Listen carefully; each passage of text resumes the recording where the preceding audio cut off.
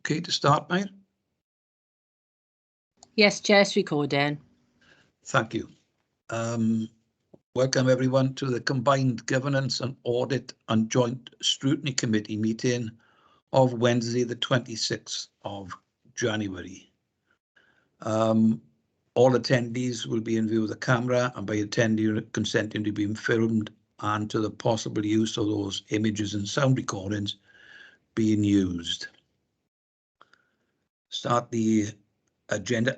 Item 1, apologies for absence. I know we've had apologies from Bob Williams, one of the co-opted members.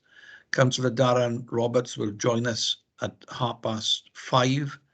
Councillor Lisa Mitten, I said she will join us as soon as she can, but she'll be a bit delayed. Are we any other apologies, please? I've not received any, Chair. No others. Okay. Item 2, declarations of interest. And taking into account note A and B. Right, no one has indicated. If that's the case, we go on to item 3. That's the revenue budget 22-23 and medium-term financial plan update. To consider report of the Chief Executive, pages 3 to 20. And Steve, you're taking us through this item. Okay, thank you, Chair. Thank you. And everybody will actually recall that we went through really the report in the council workshop of last week. So this is the formal setting then of the slides that we went through last week. So we're looking at the budget for just next year, and also then an update of the TFP over the next number of years. So if I can go into a little bit of an intro first, and that's in paragraph 3. And just had to be aware now that for all of Wales for next year, we've had a settlement of just an increase of plus 9.4%. And for us, we've then had a revenue funding increase of plus 9%. And that means we've had further monies of £9.1 million. But then included as part of that settlement, we also have to meet all the costs of any awards we pay in going forward. It's also the extra costs of the real living wage for care workers, and it's also the extra costs of the extra 1.25% in the national insurance contributions for next year. What is important as well is to just note that for this settlement, we've also had indicative settlements for the next couple of years. So that's the first time we've had that for a number of years now. So as I said, we've got the plus 9.0% for next financial year, which is 22-23, but then it reduces to plus 3.5% 23-24, and then plus 2.4% for 24-25. So that is quite a reduction then for years 2 and 3 of the plan. So a summary of the settlement can be seen in Appendix 1, and that shows all of Wales and the Welsh average. We're not expecting the final local government settlement until March the 1st, but we don't expect any changes. So where we were is in paragraph 4. And when we set the MTFP last March, at a settlement of plus 4%, we had a projection of a funding gap for next year of only £5.3 million. And then for a settlement of plus 2% for 23-24, we had to identify another £2.7 million. And at a settlement of plus 2% for 24-25, we had to identify further funding of £3.646 million. And those funding gaps then were based on just a number of assumptions, which can be seen in paragraph 4.2. And that was the employee pay award of 1.75% per year. Welsh Government funding increase, as I said earlier, of 4% for 22-23, and then for plus 2% for the following 2 years. And a council tax increase of 3.55% per year over the term of the MTFP. And that is the council tax increase for this current financial year. We also included an element for further growth items of £4 million in 22-23, and then a further £3 million for each year thereafter. So that sets the scene as to where we were. So then if we go into paragraph 5, which is where we are now, and table 1 then sets out exactly where we are at this point in time.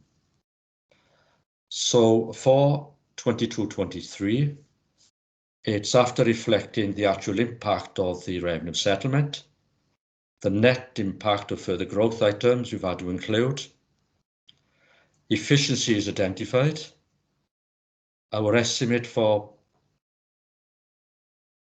pay awards, and reflecting the real living wage then for care workers, and based on a budgeted council tax increase of the same as this financial year of plus 3.55%, we have a budget surplus of £503,000 at this point in time for next year.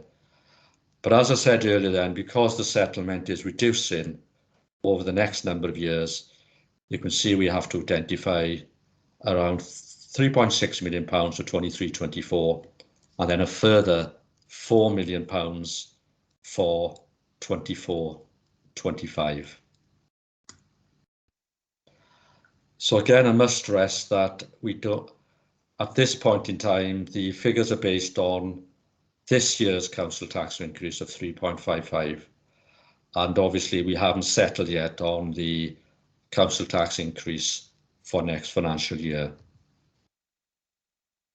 So the revenue settlement and the implications of the settlement are outlined in Appendix 2, and it's evident that for 22-23, the 9% settlement compared to the plus 4, we've got further funding of nearly £5.4 million. And then the knock-on effect of the indicative settlements compared to our budgeted settlements are just over 7.1 million for 23-24 and just over 7.7 million for 24-25. So then if we look at our further growth items, those are shown in paragraphs 5.5 to 5.8, and also those are indicated in Appendix 3.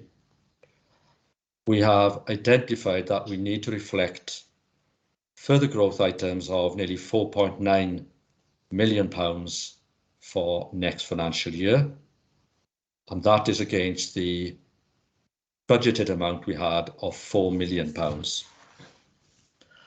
We have just already approved around £2.1 million already, and those have gone to Council and Cabinet through this year.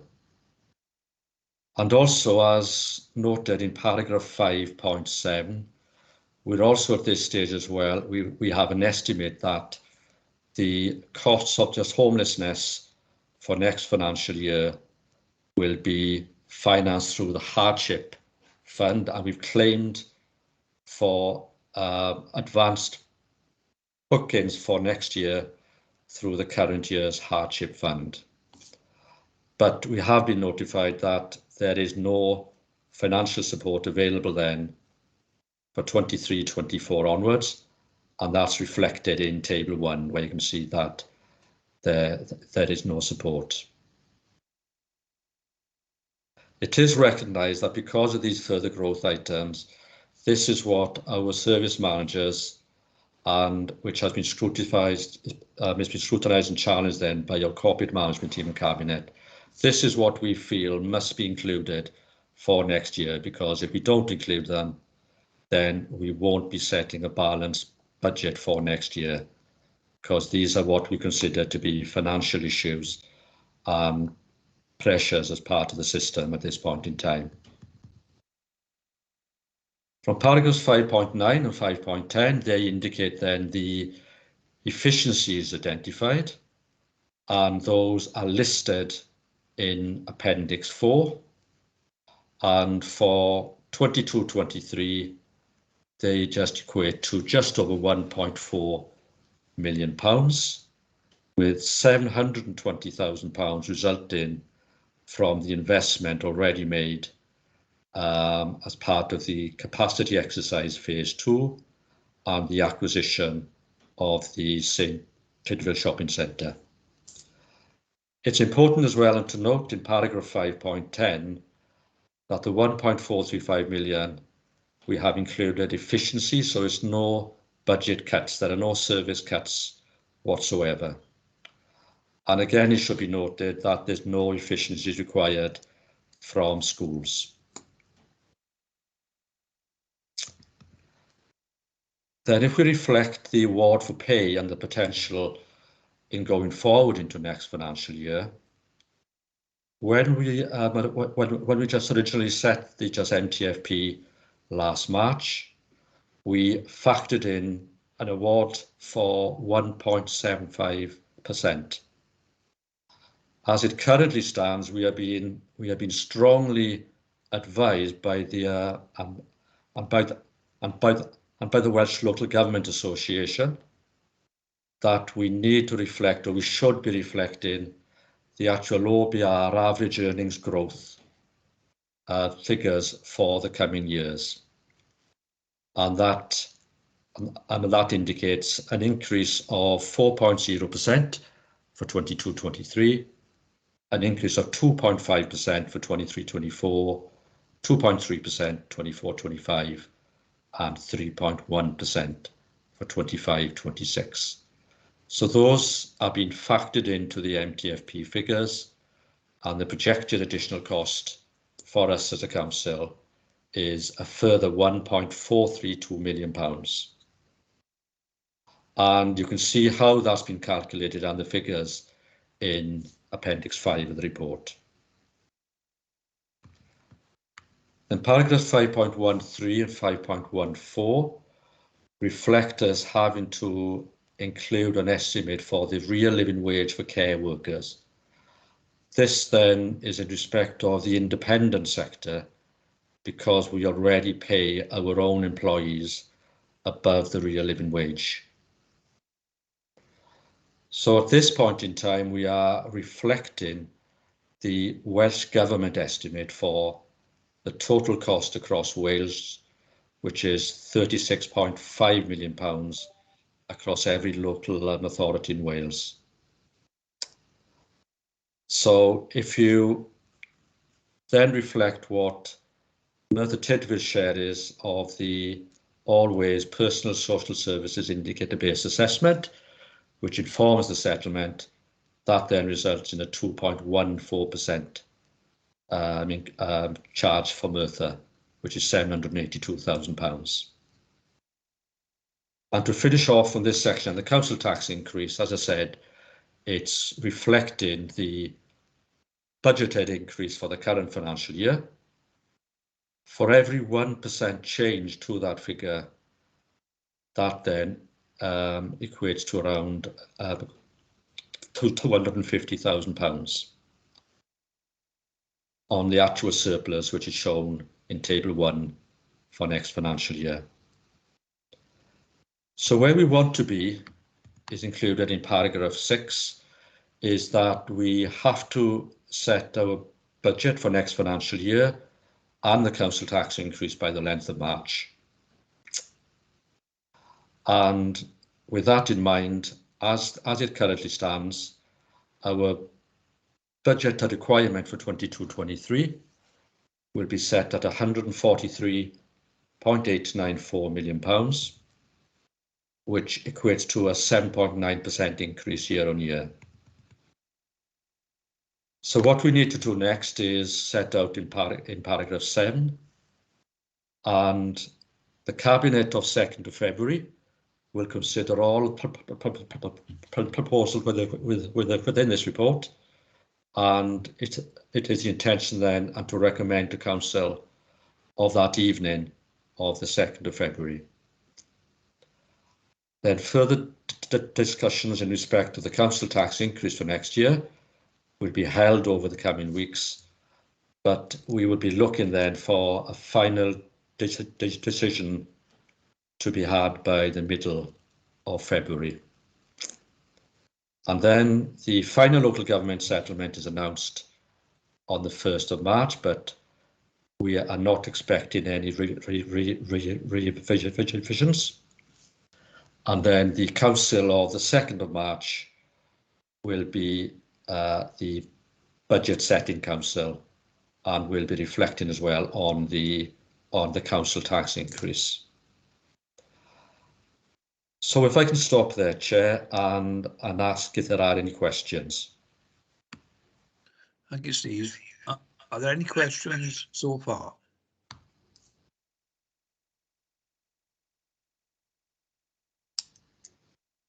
No, you've. Oh yes, Councillor Amos. I'm not sure if my voice is being heard. Is it better than it was? I can hear it. You're quieter than normal, but. All right. Okay. What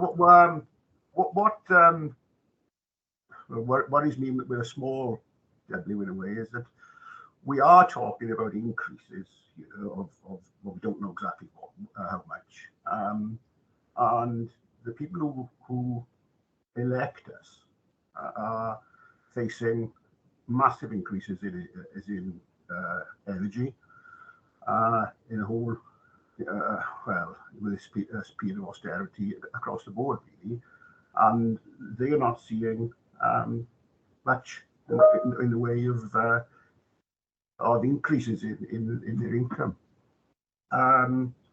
So from what Steve has said, really, is the way I interpret, and Steve, you correct me if I'm wrong, is a way of, from where we were, and I can remember the days when we were talking about raiding the reserves to try and balance the books, and still having to raise the council tax. We really had, I don't know if it's the right word, is a windfall, really. We have far better settlements than we were anticipating. And this year we're looking at something like, as you said, 9%. So when we start talking about increases, I'm sure the people out there will be saying, well, we did read somewhere that we were going to possibly put something into reserves and put it away for a rainy day. So I suppose the question I'd like to ask is, and I'm sorry it's taken such a long time to get to it, is I'd like, is it possible for you, Steve, to give, if you like, a scenario of several scenarios? Well, what happens if we put it up by 3%, 2%, 1%, or even nothing at all? Because we send a strong message to the people that we are listening to them, rather than piling on the agony by, just like everybody else, giving them another increase in their outgoings. Is it possible for you to give that sort of profile across those percentages? Yes, indeed. I can give you some indication now, if you feel that you would like a few examples as to what the impact would be. I was thinking more in terms of something that we could have in front of us when we actually set the rate, but so nothing in great detail. But if you like, as an appendix to the report you put before council when we come to set the council tax, rather than, you know, an off the top of your head figure now. That's all I need really, just to assist members when they consider what it is they're doing. Okay. Yep. Okay. Yes, it's certainly something that we can look at. Yeah. Brilliant. Thank you, Steve. Okay, thank you for that. Councillor Chris Davis. Yeah, thank you, Councillor Jones. I just wanted to respond. I absolutely agree in part with Councillor Amos of the impact of COVID, Brexit, the increasing and rising costs of fuel and utilities, and how that's absolutely going to hit the pocket of the residents and the people that we represent. That's something that Councillor Amos and I can absolutely, along with probably everybody else on this call, absolutely agree with. Julian, we'd be more than happy to provide you with the details. I think, obviously, being a seasoned councillor, you'll know that the general impact of an increase or a decrease in council tax by a percentage is approximately around £250,000 to the council's budget.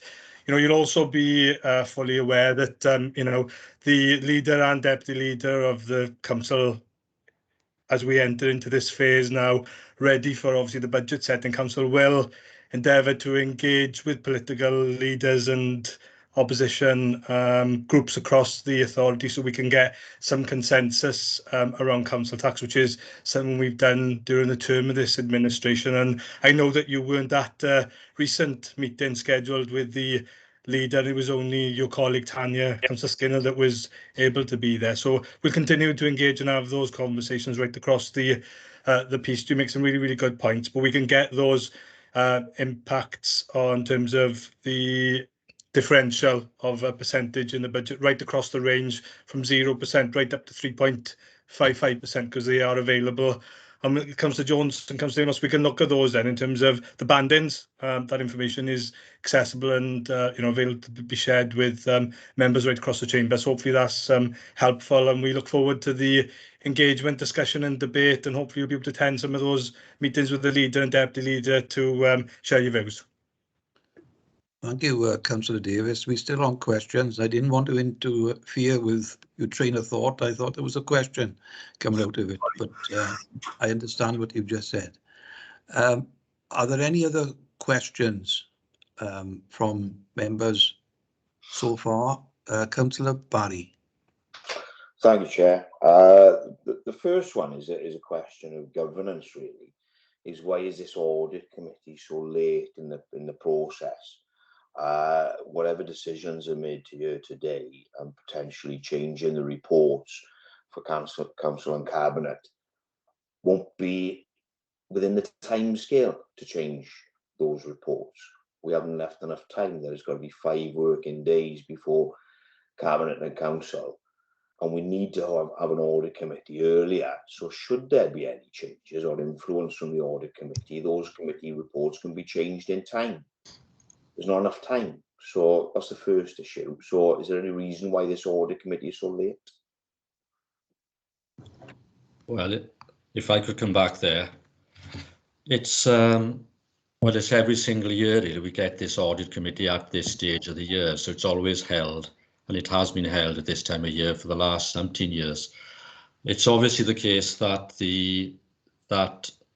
because of the uncertainties surrounding the settlement, and that has been the case over the last number of years, is that we don't particularly know the level of efficiencies that have to be identified, etc.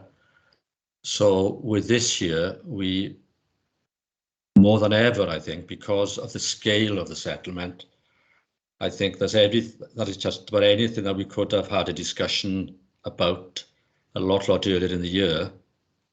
I think it might have been a moot point by the time it came to the settlement because of the magnitude of it. So, but I would like to basically say that is no different than to any other year. It's always held at this time of year. Structurally, that doesn't need any time to change, though. We only audit's got to be earlier, though, Steve, isn't it? Surely we haven't left it till we can't influence the reports. That doesn't make any sense at all. Well, you've still got time to actually influence, Andrew, because you've still got opportunities to basically make any comments and influence whatever comes later. The only issue is that those reports have got to be published 5 days clear of the Council and Cabinet, but we are where we are. The other thing is, Steve, within the report, one thing that concerns me is that we talk about within paragraph, what is it, 1.4, is it? Bear with me a second. Provisional budget requirement, of 143 million pounds for 22-23, resulting from the 9%. What that indicates is we wait to hear about the money, and it's the money that influences the budget. Shouldn't we be more influenced by providing quality of service with other councils and then insist on that money and trying to match that, rather than, as this indicates, being dictated to by the money? Well, if you look at the actual settlement itself and the extra 9.1 million pounds that we've had year on year, obviously that's why we have a settlement then of that magnitude, or that's why the budget is of that magnitude. Then if it wasn't for that level of settlement, then to achieve that budget level, you'd either have to use your reserves and to be able to fund your services, or you'd have to find more efficiencies and to identify service cuts. So the just extra monies we've had in the settlement is obviously fact, because that's what the settlement is. But if it hadn't been +9, then we would have had to cut the cloth accordingly, make those service cuts, and they just would have been cuts, and use our reserves. The other thing is, Steve, the question, I've spoken to you about it briefly, but the question of the change in the settlement from last year to this year. I know it's quite a complicated issue, but that change from, what were we last year, second in our settlement from an All Wales perspective, to this year where we're 16. I know that equation for the settlement works better for us when the settlements are lower, but it seems completely out of skew that we now end up at 16th, where our figures that indicate where we should be have changed surely not that much from the rest of Wales, from a pan-Wales perspective. So have you got any explanation as to why we've only reached 16th? And for example, Blaenau Gwent being the most deprived area and the highest council tax area, at the bottom of the pile when it comes to the revenue grant. Can you square that for us, because it doesn't sit well? Yeah, it's all part of the settlement formula, because the formula is based on a standard spending assessment, which is the RSG part, which is the grant, and a notional council tax. So in years gone by, is that the notional council tax element of the settlement has increased at a greater rate than the actual grant element, because the actual settlement increases were lower. So as a result, through the formula, those councils like ourselves, who've got a smaller tax base, we would have a greater share of the grant element when the settlement increase is lower. So you're talking about ourselves with Blaenau Gwent, RCT, etc., with those smaller tax bases. But in the past, then, those with a higher tax base, such as your Vales and your Monmouthshire, they've had the less grant, because they had a greater relative share of the council tax pot. I know it's quite complicated and it's not an easy one to just get your heads around, really. So what's happened this year now is because the grant has increased at a greater rate than the notional council tax increase, then those with a higher tax base have now got a better settlement compared to the Wales average, and those with a lower tax base have got a lesser settlement increase compared to the Wales average. So that's the reason behind it, but I certainly admit it's not an easy one and to understand, but it's all about that linking between the settlement formula, the standard spending assessment, and how that's made up between the grant element and your notional council tax element. It is a difficult one, Steve. You can see by the puzzled look on everybody's face how complex that is, and it's not easy to grasp. I think to the layman, how that looks is when we have at number 1 Monmouth, and number 2 Cardiff, and number 3 the Vale of Glamorgan. You look at coming out the back of a pandemic, and you see the most deprived areas in Wales being starved of that cash. And for example, Rhondda and Taff getting £34 million extra. And you see Cardiff getting 54 million pounds extra. You see the Vale of Glamorgan getting 18 million and 11 million from Monmouth. You just think this, at this level of settlement, which doesn't happen often, that equation is broken. But thanks for the explanation. Cheers, Steve. Okay, thanks. Next one is indicated as Alan Owen. I presume you haven't got a question, but you want a further explanation, Alan? Yeah, I was just going to come in to reinforce Steve's explanation to Councillor Barry on 2 fronts, really.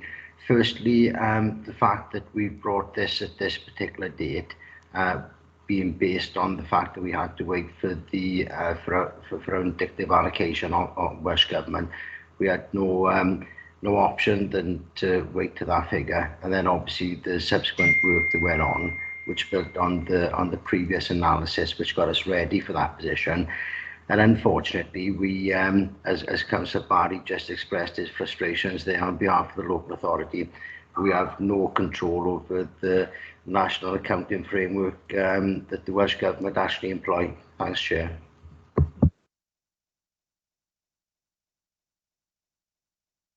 Councillor Salmon, you got a question? Yeah, thank you, Chair. Steve, just a quick one. It is. It's slightly off topic because it's coming away from the the financial plan. But I'm just wondering, both Plaid Cymru and Labour promised in their manifestos last year to make council tax fairer for residents throughout Wales. I'm just wondering, as the 151 officer, have they contacted you to ask how they could make it fairer? Have they got your opinion, or do you know if they've contacted any other 151 officers? Yes, it certainly is part of the Society of Welsh Treasurers. We have been consulted, yes, as to the modelling going forward. So obviously it's still in that phase at the moment where all the options are being looked at. But yes, so we are involved in that, yeah. Thank you. Lovely, thank you, Steve. Is there any timeline on when councillors will be brought into these discussions or made aware of what's been spoken about? At this point in time, obviously we still, or as a society anyway, we're still going through some of the options and still in this consultation phase. So once there's a little bit more meat on the bone as to what perhaps could be on the table at some stage, then I think at that stage, then I think it'll be councillors involved then at that stage, but I don't think we're there yet. Lovely, thank you, Steve. Thank you, Chair, and my apologies for going slightly off topic. That's all right, that's all right. Councillor Barry, another question? Yeah, just a quick one as well. Steve, the earmarked reserves are time-bound reserves to be used as and when for the use of whatever the specified for, as made appropriate by Cabinet. Have you got any indication of what the reserve element, that earmarked reserve element, is due to be used within the next 12 months? And if you have, is that factored into the medium-term financial plan already? Yes, I haven't got that figure with me at the moment, Andrew, but it is the case that any of the earmarked reserves which are planned to be used over the course of the MTFP have already been factored in as part of the MTFP. Lovely, So thank what you you. notice is in your opening funding gaps, they would have been in there already. Okay. Nobody else has intimated to ask a question at stage. I just want to ask one myself, Steve.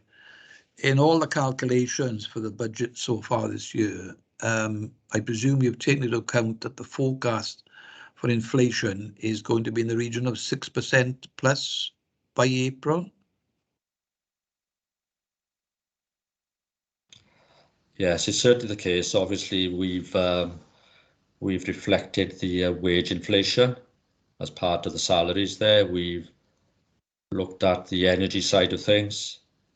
As part of schools formulas, we're building up the schools formulas there. We've reflected the increased cost of food. So that's all part of the school formulas. And in our contracts as well, we have reflected the inflation rates going forward as part of the contracts that we have at this point in time as well.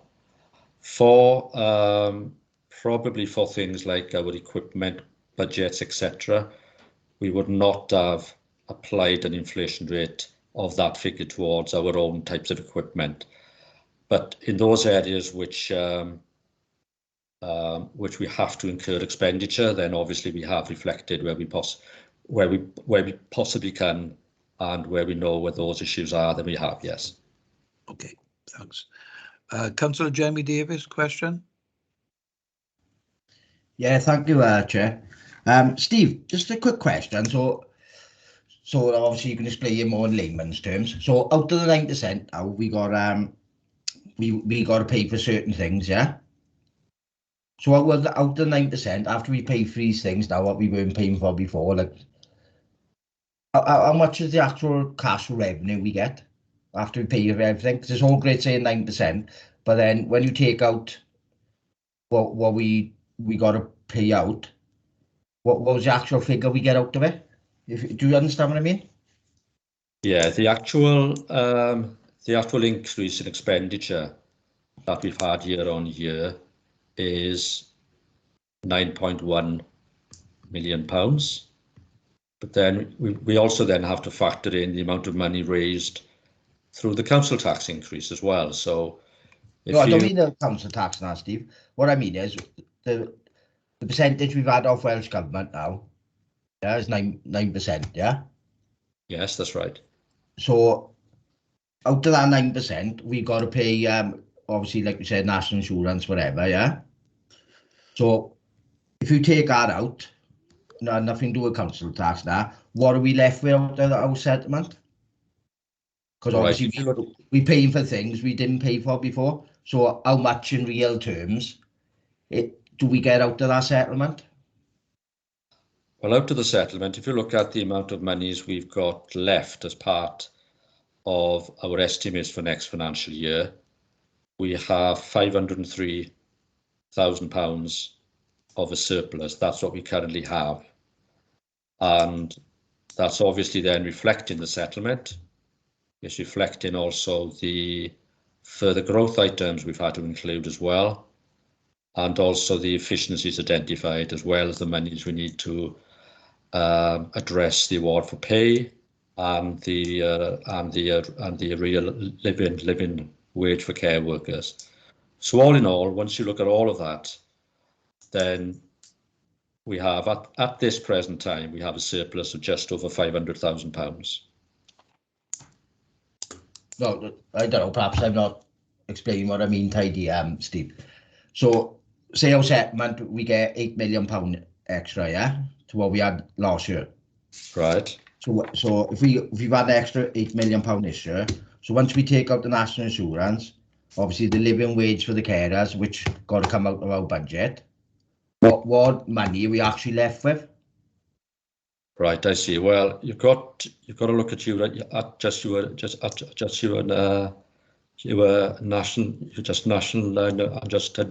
insurance, as you've said. You've got your real living wage. That's about £1.2 million. Then if you look at the pay award, that's nearly £2.8 million. That's getting close to £5 million of, just £4 million there. Then when you look at the growth elements that we've had to support as well, which is part of the report, and you can see those listed there. Then it's, as I say, really, it's just once you factor in all those factors, and also we had a funding gap at the start of the financial year as well. That's where that £500,000 comes into it then. I hope that makes sense. Yeah, it sort of makes sense, but I was just wondering, Steve, so if we've had an extra 8 million and we've took out this, that and the other, because obviously we didn't know what was going to happen, yeah, until we had the settlement. So if we've had 8 million, are we taking 5 million out for that? So actually we've only had 3 million, if you know what I mean. Yeah, but what you've got to look at is that we'd already reflected as part of our medium-term financial plan that we were going to have a settlement of plus 4%. So even with that 4%, if you looked at the demands that we just already had within our settlement, we had a projected budget deficit of nearly 5.3 million. So starting point was showing we were £5.3 million we had to find. Okay. Yeah. So the increase in the settlement then, or that additional increase in the settlement, is from 4% to the 5%. So that's about £5 million. So that basically then wipes out, or that funds the gap that you had at the start. So that those demands that you had in the system. And then we've got the further growth items. We've had to include the efficiencies that are taken off that further growth items. You've got the pay award and the real living wage, etc. So it's we just already had those further demands, just as part of our system, just in our system, and that's what we've had to reflect as well. All right, thank you, Steve. Thank you, Councillor David Chaplin. Thank you, Chair. Much appreciated. Just following on, I echo what Councillor Chris Davis, Julian Amos, Councillor Amos and Councillor Andrew Barry said. I have concerns for the residents with all the pressures that are going to be on them with the fuel crisis, poverty, energy. It's all going up. We're all seeing it. People's wages are not rising. But my question is, obviously, there's going to be budgeted money carried forward. Last time it was about 800,000. Does that appear in the surplus of 503, or will that take us up to 1.3 million? Yes, as we currently stand, we're not using any reserves as part of the budget for next financial year or as part of the MTFP. So the surplus, yeah. So the surplus, so the surplus that we're estimating for the current financial year is not included as part of this budget round, because obviously it's about 800,000, yeah. It is, but that's for this current financial year surplus. It's not for next financial year. Yeah. So obviously, whatever surplus you get at the end of this financial year, it'll be a decision then of how that's used. But as it currently stands, none of that is being factored in to next year. Right. So my question is, it's about £800,000, and 3.5% council tax rise is about 875,000. So there's not a lot of difference between the two, So if we're carrying money forward, I'd prefer to see some of that money used to support and help our residents at this tough time. So that's my thoughts. That's all. Thank you. Thank you, Steve. Yes, if I could come back there as well, Chair, is that I obviously understand that, but obviously the more you reduce the council tax, then obviously the harder it gets in going forward in the future as well, and you have a compounding impact for future years. So it's obviously the case that is that balancing act, isn't it? Yeah, it's a tough decisions, and these are tough choices, and it's tough times for us, and it's tough times for people. But that's what we're here to make the tough calls. Thank you, Steve. Thank you, Councillor Darren Roberts. Yeah, thank you, Chair, and apologies for being slightly late. Question for Steve. Historically, when we set council tax, it goes into the MTFP as an indicative then for the following years and subsequent years. Is there any way, or is there any reason that why we can't set a different figure for next year and the year after? And I use it as an example. Let's just play devil's advocate now. Say we did go with a zero increase this year because of the pressures and the big settlement that we've had. Could we set a forward increase, say, or projected increase of, say, 2% for next year, 3% for the following year in the MTFP? Could that be possibly done, or is that too complex? No, it can be possibly done, but obviously that's not something for officers, I suppose, and to discuss what the potential council tax increases are going to be in going forward. So that's why what we've done over the years is basically said, well, if we budgeted on the same council tax increase as the current financial year, then this is the impact. But obviously, and it gives members then a flavour that, right, okay, if you want to increase or you want to reduce your council tax, then this will be the impact on the funding gap and the budgets that we currently show it. Yeah. But no, there's certainly no reason why something like that can't be done. But it's obviously trying to pitch then where, because we don't know what the future holds, exactly what the economy is going to be like, or the financial pressures in going ahead. It's a hard one to pitch, and that would always be the case, though, Steve, wouldn't it? Because we're getting a crystal ball out for next year and the year after and the year after that anyway. We don't know what the economy is going to be like, what our settlements are going to be like. So it's a bit of lick your finger and put it in the air in any case. But what I'm thinking is, because of the pressures, and various members have raised it now, and this is just me sort of thinking off the cuff now, that if there was a low increase or a zero increase this year, we could then be sort of open with the residents and say there's no increase this year, or that 1% or whatever it may be. That's a matter for members and council to decide.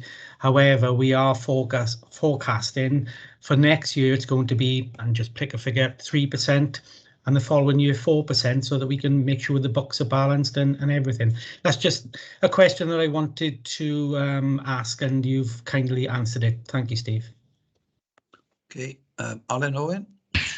Yeah, thanks, Chair. Yeah, just to reinforce really again what Steve says, I think the crux of that, Councillor Roberts, is the political discussion, which will be offered up, I assume, very quickly, so that members can get a political angle on what they want to do this year and going forward, and then perhaps pick that up on the technicalities with officers.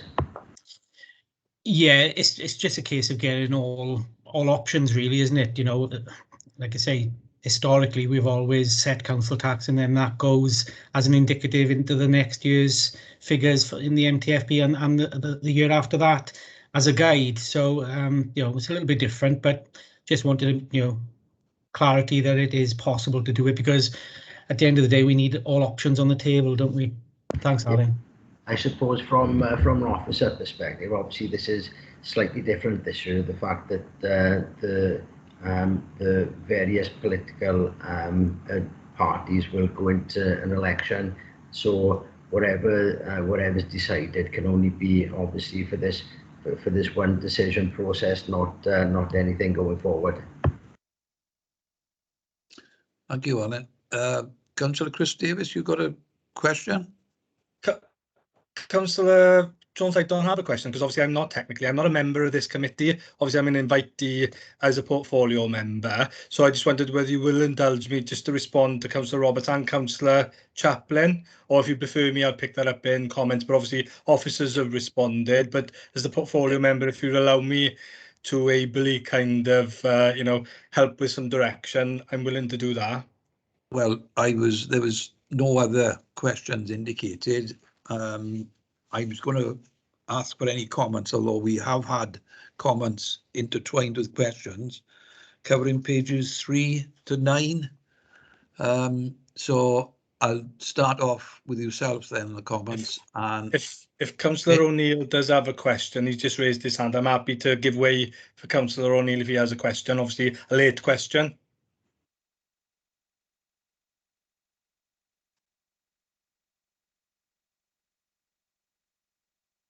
I don't know quite what's happened there, but that's not responding. Do you want me to continue, Councillor Jones? If yes, Councillor please. O'Neill, yeah. So I just wanted to. I absolutely. Yeah, thank you, Councillor Jones. I do agree wholeheartedly with Councillor Chaplin's observations in respect of the reserves. I know Councillor Andrew Barry raised it as well, and obviously he'll be acutely aware as the former portfolio member of the position with the reserves. And just give all members here and co-opted members reassurances as a cabinet, we'll be looking over the course of the next week or so at those reserves, and obviously we can bring that position back to members and back to the meetings with the political leaders. Because I think we need to do absolutely what's the right thing for regardless of this being an election year, absolutely do what's right for the people of Merthyr Tydfil. And I know we're all committed to that.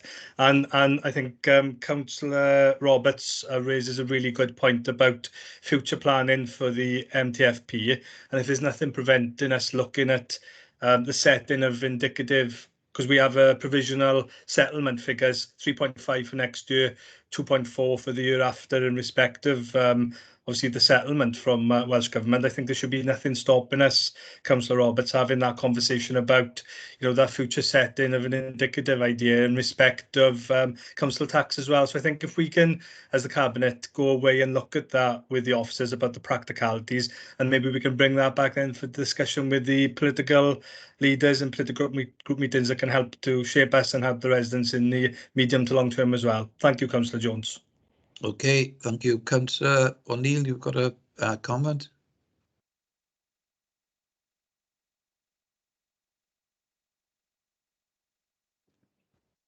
You're on mute, Kev. Can you hear me? Yes, we can hear you now. Oh, thank you, Chair. Okay, it's been interesting listening to some of the questions and comments as they blended in together. Certainly, I think there's quite a compelling argument put forward by Andrew, Councillor Barry and Councillor Amos in relation to how this all looks and how it looks on the data as well. My experience is Welsh Government, WLGA, whichever format you want to put it in, are always going to look for you to, as a leadership group, to raise council tax. That was my experience. Whichever amount it is, there's always that sort of, I felt that sort of pressure on raising it. And it was always a debate, because from our size, our scale, it's one of the major areas to raise any sort of income. But it's a limited amount. When you look at our overall budget, and I think it was Councillor Davies who said 1% equates to 250,000. It's limited when you look at the overall budget, what we bring in from it. But the damage it causes to communities and the impact on the communities is massive. It can be life-changing. It can take someone from making ends meet into poverty. And certainly this year of all years, I thought we might have something that recognised the deprivation factor that Merthyr Tydfil and Blaenau Gwent are in, but sadly not. The position we were in funding was disappointing, to say the least. I think it's important. I would be to say that I'd be naive to think we'd be rewarded for, as a council, the incredible work we did in levelling up our funds and dealing with the COVID crisis. And I thought more than anywhere else, we would have had some support and guidance in relation to having a reasonable raise or pitch at council tax. I'm disappointed, to be honest, and I don't think this is supporting our communities. There are, and it's come from both sides of the chamber, from all the parties. They can clearly see that in a place like Merthyr Tydfil, the size of our community, the size of our chamber, we're every day with our communities, and we can see the damage the current situation as far as heating bills and all the other measures are causing. I certainly, it leaves me with a lot to think about in relation to setting this this level, and I just wanted to raise that point and pick up on some of the points raised in particular by Councillor Amos and Councillor Barry. Thank you, Chair. Okay, thanks. Councillor Darren Roberts. Yeah, just a comment back for Councillor Davis, really. Yeah, we find ourselves in, this word has been used quite a lot over the last 2 years, unprecedented times. And I think we need, as members, to have all possible options on the table when we look at things. Now, I'm not predetermining anything by my comment. Obviously, it's a conversation that I need to have with the Labour group, because obviously every single member of the Labour group has got an opinion, and rightly so. And then that will be obviously taken forward then to the leaders group. So, you know, we need to make sure that we've got all options at our disposal, really, moving forward, and go from there. So thank you. Okay, thank you. No one else has indicated they wish to comment. So if we can carry on, we've dealt with up to page 9. So I'll take it page by page from here on. Page 10, that's the Appendix 2, Impact of Provisional Settlement. Anyone got questions on that? No? Any comments? No. Thank you. Then we go to Appendix 3, Additional Demands. And from here on in, what I suggest may be helpful, if I take these page by page, and if you wish to raise a question or a comment on the page I'm on, if you'll quote the reference number. For example, I'm on page 11 now, under the heading Additional Demands, and there's reference numbers there 1 to 9. So has any member got any questions on any of the items there 1 to 9? No questions? Any comments on any of those reference there 1 to 9? No. Okay, we go on to page 11. Sorry, I was on page 11, sorry, at page 12. Additional demands, and they referenced 10 to 13 inclusive. Any questions there? No? Any comments? Nobody's indicated. We then go on to page 13, and their references 14 to 17. Any questions on that page? Any comments? There are none. Page 14, the referenced pages, reference 18 to 22. Any questions? Any comments? No. We're then on to page 15, and it references 23 to 27 inclusive. Any questions on there? No. Then on to page 16, and we know on the energy efficiency proposals, and that's referenced 1 to 4. Any questions there?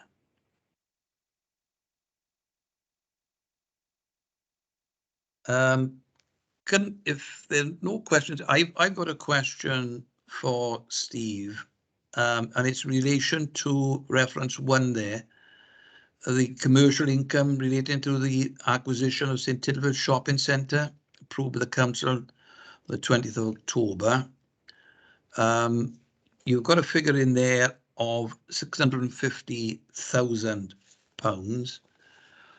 Steve, can I presume that some of that money there is going to be utilised for various things, because we only just acquired the shopping centre? For example, I understand there is money to be saved on various energy proposals to reduce the energy costs there, including in that, for example, I understand the boiler that provides the heating on the indoor market is, to say the least, not working effectively at all. So will there be items like that taken out of that sum to improve the efficiency of the shopping centre? Yeah, if I can come in there, Chair, Yeah. so that we're currently examining all the various aspects to do with the acquisition. You mentioned the market. We're looking at the centre in relation to our existing town centre strategic regeneration plan. We're in the process of writing to all the businesses to start interacting in a different way, different form of business support for the private enterprises that work there. So we'll be bringing a report in due course back to council, which will give us more information. Okay, thank you for that. Has anybody else got any questions on those items 1 to 4? Yes, Councillor Barry. Yeah, you make a great point there, Clive, about the maintenance of the building. Just to follow up on that, Al, I'm aware that the lift isn't working either at the back, which would be substantial in terms of capital outlay to repair or replace. Have we got, or did we do any due diligence on the maintenance costs of that property before we bought it? Yes, we did, Councillor Barry, and that was all reflected in the sale price. Without wanting to go into any detail of the shopping centre and our early work, you made reference to the market, which is actually located on the first floor at the moment. We currently look at the feasibility whether that facility is in the right place. So there's lots of analysis which is currently in place. So will we be in a position where you've got an analysis of those additional costs that you can bring back to us so that we can scrutinise that? Because with that information in mind, that 650 looks a little bit dubious now. Possibly not, because we're in commercially sensitive negotiations with perhaps some alternative uses to some of the space. So will we have information on maintenance costs or not? Yes, you will, but I can't guarantee that it'll be within the PERDA period. Councillor Jeremy Davis. Yeah, just to follow on from what Alan said there, you say you're having meetings and things like that, so why haven't we been told as councillors then? Because I haven't heard nothing about it.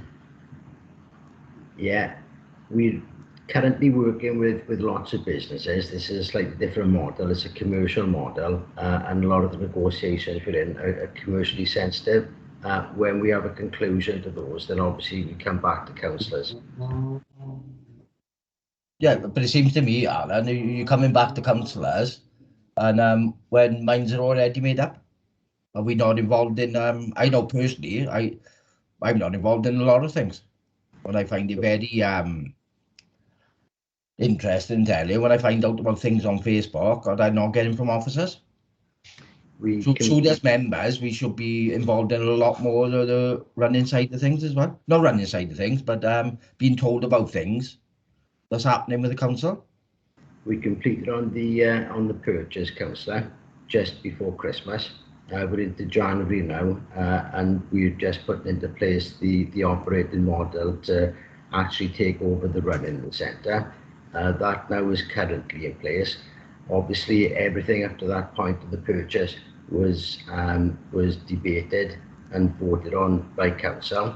And when we get to the next phase, we'll bring everything back to council. Politicians are involved and cabinet are updated on a regular basis. Yeah, but shouldn't this surely be passed down to councillors as well? Because obviously I ain't no part of no group. I'm an independent member on my own, so surely I should be getting a bit more information on what's going on. You're a member of the council, councillor, yeah, and that's how we disseminate information. So everything has been done on a proper basis to date and will continue to be that way. Well, I'd have to disagree with that, sorry, because I don't get a lot of information and I'm very disappointed. Okay, no other questions on page 14. We're now on to page 15, items 23 to 27. Any questions there? I've got one, Steve. Item 25. This is really fluctuating upwards all the time with this energy inflation. Are you and your accountants quite happy that you're reflecting a 12% increase for gas and 14% increase for electricity through the next financial year is taking into account what's happening? It seems to be happening daily with these prices. I mean, the figures that are being quoted is frankly alarming everyone I speak to. Yes, I'm sorry, Chair. I thought we were on to efficiencies. I thought we'd gone past. Sorry, have I got the wrong this section? I mean, hold on. I've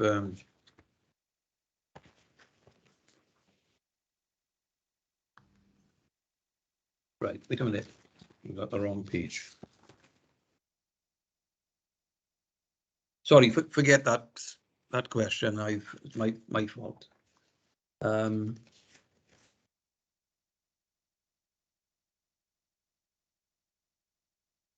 We're on efficiency proposal, Steve.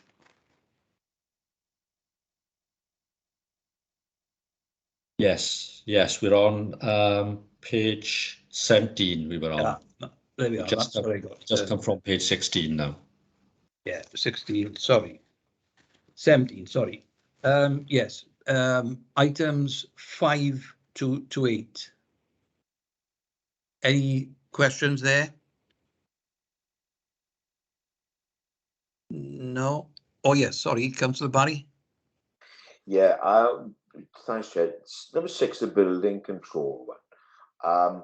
Have we got a cost benefit analysis for that? Because there's money to be earned from that area of work, and it's one of those areas we can invest in and see a return out of. So for that investment of 20,000 every year for the next 2 years, what sort of return are we expecting out of that? Because they do create an income.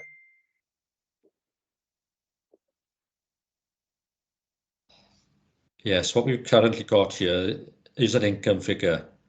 So that's the income that we are expecting for 22-23 is further income of £20,000, and that's a return on just the investment that we made, where as part of the capacity exercise phase 2, we invested in a further building control officer. So this figure here is that income, it's just that extra income. Well, how does that break down then, Steve? Because the building industry at the moment has gone absolutely berserk. You try to get hold of any tradesmen or companies and they're absolutely flat out. So how does that break down? Can you get that information to us? Because if that's an investment that we've made and I can see a return, then that's over and above, I'm presuming now, what our cost base is to recruit that individual. At the moment, surely there's a case for us to look at that and see if there's any return increased in that, giving us a better opportunity to give a better service to the people of this town, and at the same time making sure that those building requirements are legal, are fit for purpose, and bring us in income at the same time. So could you give us a breakdown, and is there a possibility that we could look further into it? Because the building industry, as I say, is just off the scale at the moment. Yes, it's something we can look into, and we don't have that information now at the tip of my fingers, but it's something we can identify and we can circulate. Perhaps one for the commercial unit, Steve.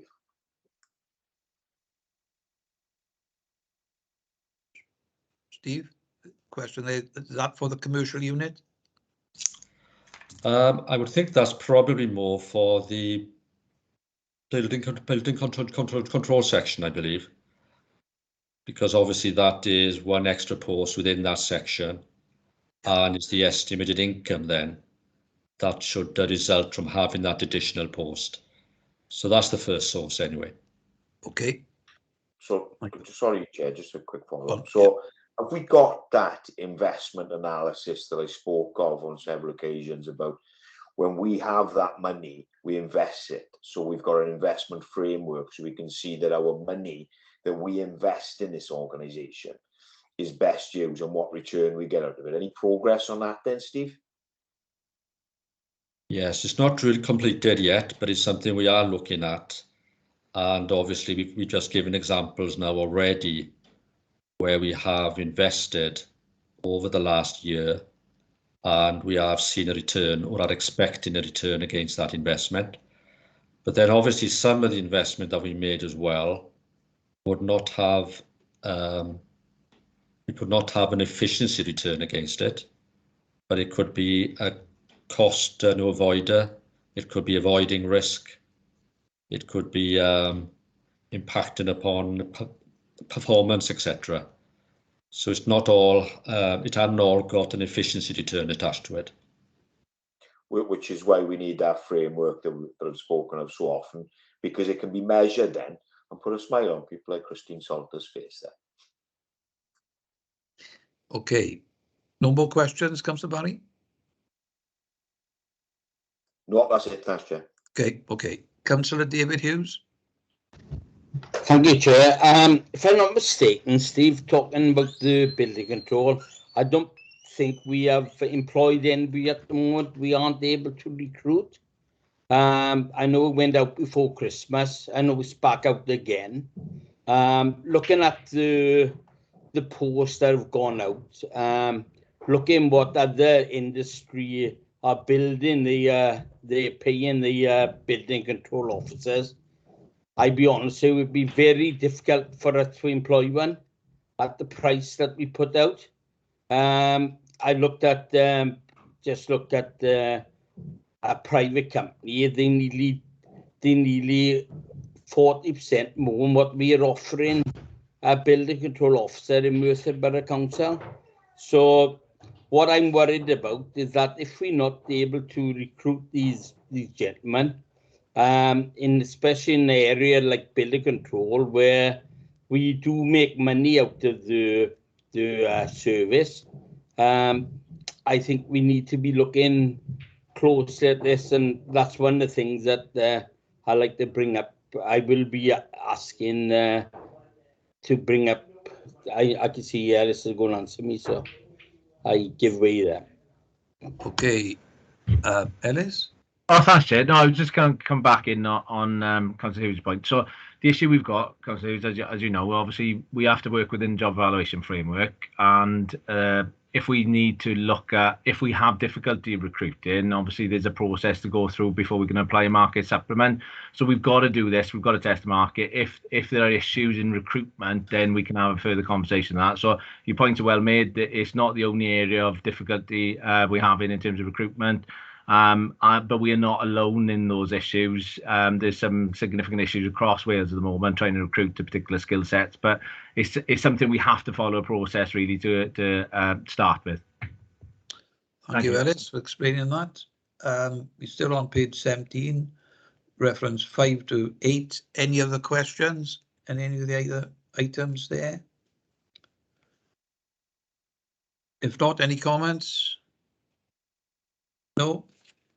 Right, we're on page 18, and their references 9 to 12. Any questions there? I have one, Steve. It's relation to item 12 there, Marsh House.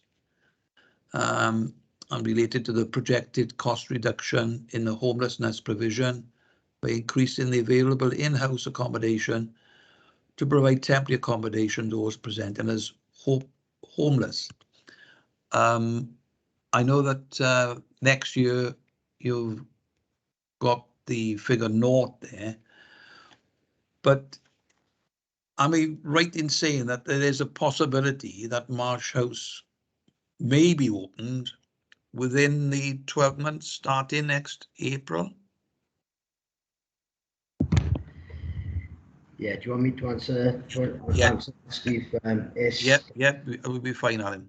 Yeah, it's subject to several variable factors at the moment, Councillor Jones, but obviously we are pursuing this as a very real option to one of the first solutions to our current homelessness issues. And there's a report from the Cabinet next week on the subject. Great. I think the sooner that we can get on with that, the better, from a homeless point of view. Any other questions on that page 9 to 12? Yes, Councillor Gareth Lewis.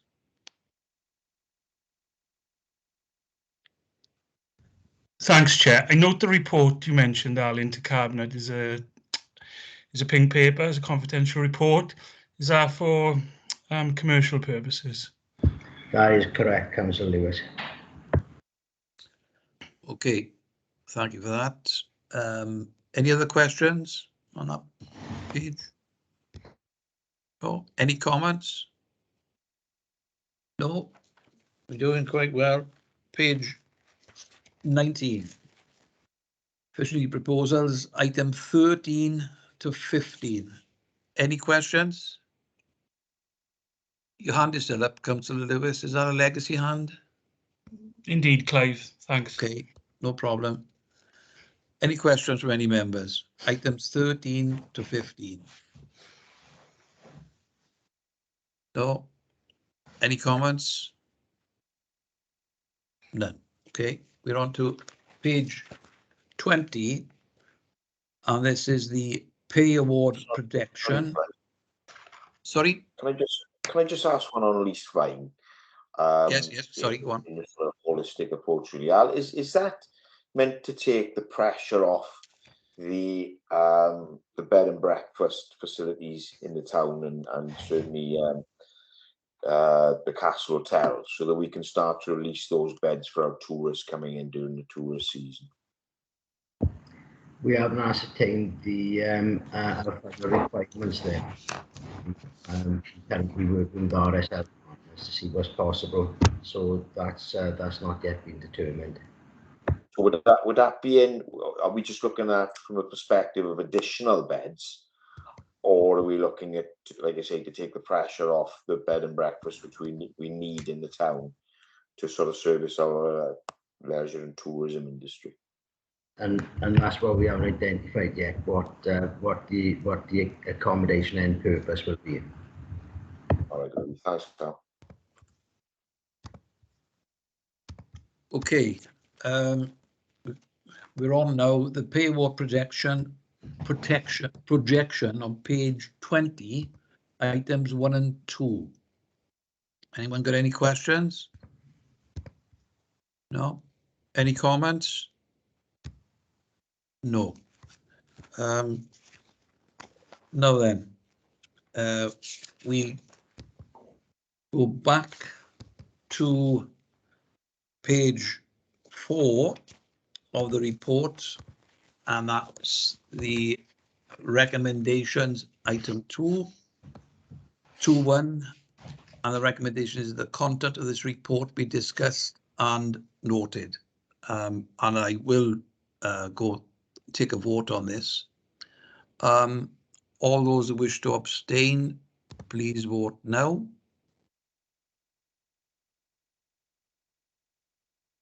Those wishing to vote against, please vote no. And those wishing to vote for, please vote no.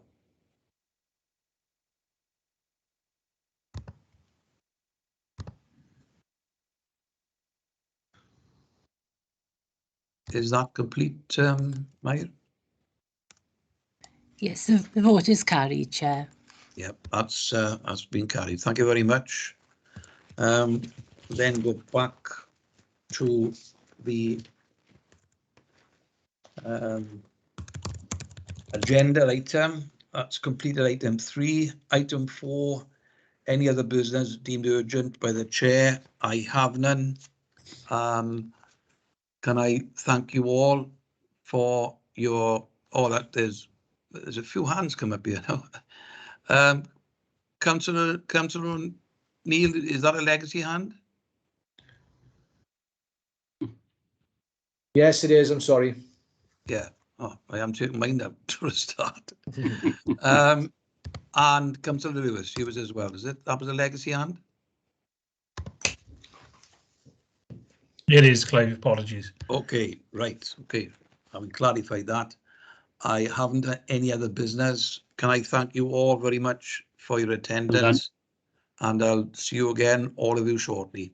And I hope Councillor Tovey, who's been